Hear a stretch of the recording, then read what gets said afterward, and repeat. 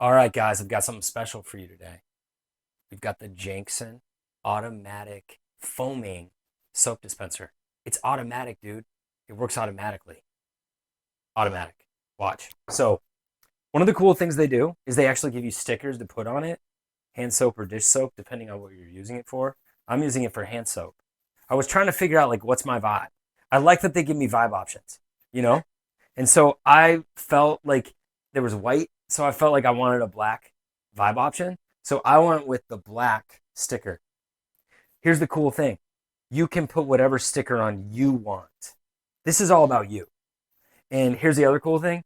This is how sweet this thing is. It's got it like a gold finish. Here's how easy it is to use. Boom. Look at that.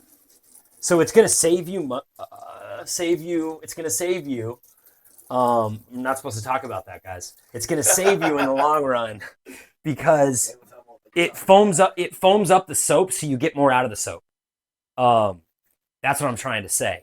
So I also think there's something about it. It's got a dude. If you have people coming over, I know this sounds dumb, but like they're gonna be like, "Holy crap, that's cool." I think you should get it.